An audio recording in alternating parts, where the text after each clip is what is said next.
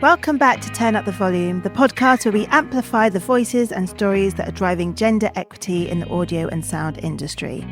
I'm Nayo Anya, your host and audio equity champion from the Yorkshire Sound Women Network.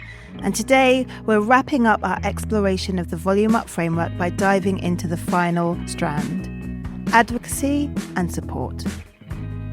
Strand number 8 on Volume Up, advocacy and support, is more about than just speaking up.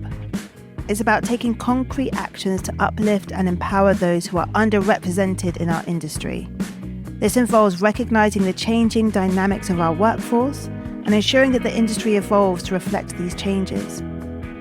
As Laura from Saffron Records points out, the future world does not look like the world we live in today. The future is intersectional. The entering workforce is increasingly more diverse, more women, more people of colour, and more than 2 times identify as LGBTQ+. It's up to leaders to adapt or risk falling behind.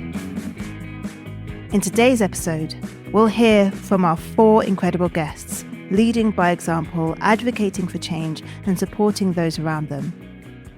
Laura emphasises the importance of leaders truly learning from people with different lived experiences.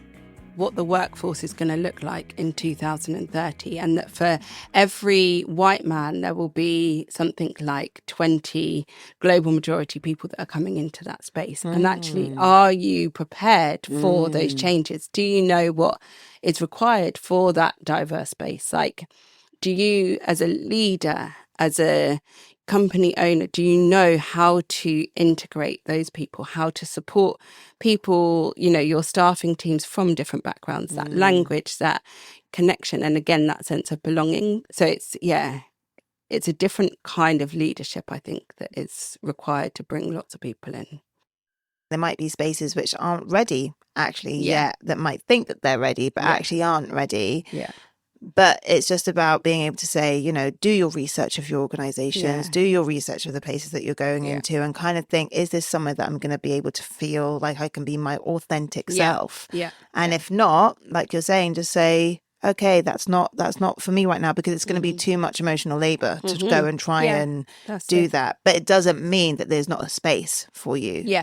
You know, because I think that can be sometimes something as well. If you don't see, if you can't find the right one immediately, it's like, oh, well, then maybe this isn't for me. And I think there always is. It's just sometimes it does take some time and research.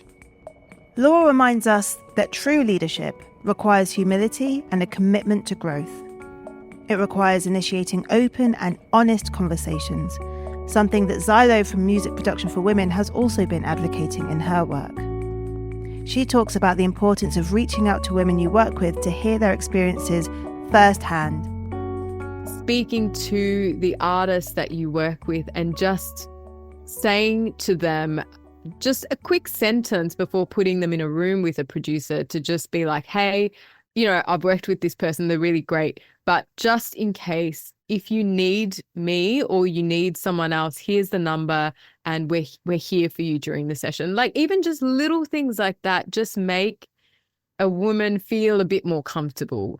Even if for him that might have seemed like a really strange thing to say, but I know that would just make me feel like, oh, this person actually cares about my well-being in this session. And of course, you know, if you haven't worked with someone who's a man and you're in a one-to-one room alone for a while, like, you know, I do feel uncomfortable at times. And so I think it's things like this, just having that conversation, even if you think you're doing everything right, because you may learn some things that you don't realize could be a simple thing for you to implement that would make someone feel a lot more comfortable in their work.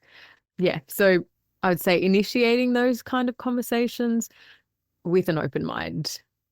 What's nice about the last couple of years that I've seen is, obviously there have been some really turbulent times, but I think with those turbulent times, we've also been given access to language and terminology and ways of being able to explain the experience And that's been happening across the board. So it's felt less like you have to have one-on-one trainings with everyone that you meet. You know, you can kind of say, all right, this actually was not great. And this is why. And here is a book that you could go and read. And I'm really up for having this conversation again once you've read that book.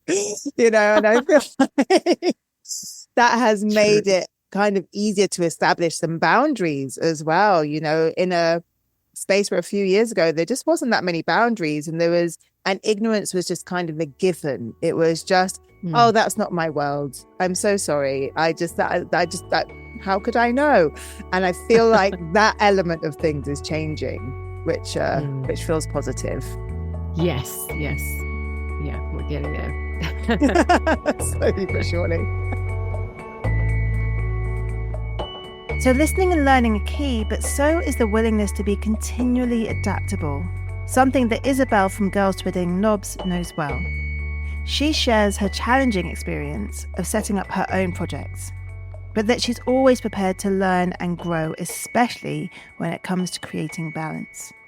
It's really interesting now looking at the current climate of higher education in this country, you know, of redundancies, department closures. This, you know, it's 5 years since I really set out on this path of creating my own thing, my own independent education space. And there are many of them. I'm not saying, you know, there's anything particularly unique in that, but it's certainly still quite extraordinary in its own way. And it's come with a lot of challenges. So I think the other kind of thing that's a thread throughout everything I've done, music, academia, starting this business, is that I'm always prepared to learn what I need to learn to build the thing as well. Coming back to building and making. And I like learning. So I've kind of had to pivot a lot and I've had to make a lot of changes, but I think I'll always probably be like that I'll always want to learn something else. And what I'm trying to learn at the moment is more balance, more space, taking things slower, because as anyone who starts their own business will tell you, it's a wild ride. And so now I'm in a process of learning how I kind of pull back a bit and still keep the show on the road. Isabel's approach highlights the importance of flexibility and finding balance within your work, which is something many creatives struggle with. A major report from Help Musicians UK, published in 2016, called Can Music Make You Sick, revealed alarming mental health trends in the UK music industry, including audio engineers and sound professionals. 71% of all respondents reported experiencing anxiety and panic attacks. 68.5% reported experiencing depression.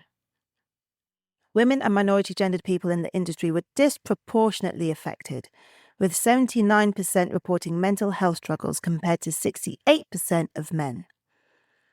A follow-up study in 2019 reaffirmed these concerns, showing mental health challenges remained prevalent, especially for women and minority-gendered individuals. This was further confirmed through the Public Relations and Communications Association Mental Health Report published in 2021, focused on creative industries. In this, minority-gendered people, women, non-binary and trans individuals, face significant challenges. These individuals reported higher levels of stress and burnout than their male counterparts. Isolation and lack of role models were cited as contributing factors for increased anxiety and depression. If we want to see lasting change and true diversity in the spaces we have around us, we need to be intentional. As Nali points out, the effort needs to start at the top. I mean, I think it starts at the top, right? So like with those big brands and stuff, it's just making sure that you know, are doing partnerships and stuff in equal measures. There's a couple of brands that are doing really, really great on that. Like there was one that I did a couple months ago where it was like a new product launch, and we went to the studio to like film content and stuff. And there was actually more women there than men, which was like quite unusual. But it was great to see that. And I don't think it was like a conscious thing that they'd done as well, which was like, you know, it just felt like they'd purposely been inclusive. And are there places like that you know of that people can go to sort of find? Because one thing that I often come up against is people saying, we just don't know who all these people are. Oh, they just don't exist. So are there spaces that you've tapped into where you're like, this is where they are? Yeah, I mean, I've had this come up quite a bit recently, like especially with these songwriting camps and stuff where people are like, oh, there's not very many female producers. I'm like, what do you mean? Like, I feel like I know so many. The internet is a great resource. Like, just go on Instagram, you're gonna be able to find loads. Just go on the female producer hashtag, and there's hundreds of us out there, if not thousands. The joys of the hashtag, it's literally there. It's just there. Yeah, I mean, there's loads. Like, I feel like there's so many amazing female non-binary producers that I know, like through Instagram and stuff. Like, there's loads of friends, like music friends that I've made through Instagram. I just think it's a great place to find people who are, in the community and thing that you're interested in. So inclusivity can be both intentional and genuine. Let's not forget that power still largely resides in the hands of men in our industry. According to the YSWN's Wired research, power is still in men's hands, and the industry is designed to advantage men and disadvantage others. In Off the Record, How Studios Subliminally Silence Women, G. Banks emphasizes that men hold the majority of social and economic capital in the audio industries. The money, the influence over how things are done, as well as the contacts, networks, and pathways to rise to success. It's clear that we need allies, people in positions of power who are willing to step up, speak out, and take action. And it's not just about big gestures, it's about everyday actions that make a difference. As our Wired research suggests, celebrate everyone in any group without pointing out differences. Support better visibility. Invite successful women and minority gender audio professionals as visiting speakers for all audiences, and increase how many examples are given showing girls and minority gendered people. When it comes to addressing discrimination, our advice is clear. Fight misogyny, inequality, and discrimination. Immediately challenge disrespectful, silencing, or intimidating language, jokes, and attitudes, whether mild or extreme. And introduce regular conversations about these negative and pervasive cultures, even if the audience is all male. This is all about building a culture where everyone feels welcome and supported. That is the essence of advocacy and support. Now, the Volume Up framework has been put together to support audio and sound organisations, but we've set it up as a 6-month journey, taking you through each of these strands as a roadmap. We start with phase 1, understanding and awareness, workspace culture and working practices as the foundation that we need to build everything else on. Then in phase 2, we look at pay, progression, professional development and recruitment, because there's no point bringing people into a space when this work hasn't been done. We don't bring people in through recruitment when we haven't already thought about how they're going to experience the space that they're coming into, the culture, the practices, whether we've really looked at whether their progression and professional development is equitable to their peers, and the pay is also fair. We need the foundation before we start to bring people in. Once we have the foundation, the progression, we can start looking at shouting about all the wonderful things that we're doing. We can start putting it in our marketing. We can start advocating for other people. We can show that real, tangible changes are being made. Action has been put in place. Advocacy and support are not just nice to haves. They're essential for creating an industry that's equitable. Learn more about advocacy from Girls I Rate, Help Musicians UK, Jaguar Foundation, Saffron Music, Girls Twiddling Knobs, Music Production for Women, and you can also find extra mental health reports from the Public Relations and Communications Association, Can Music Make You Sick? And of course, Yorkshire Sound Women Network. The Volume Up Standard lasts for 2 years.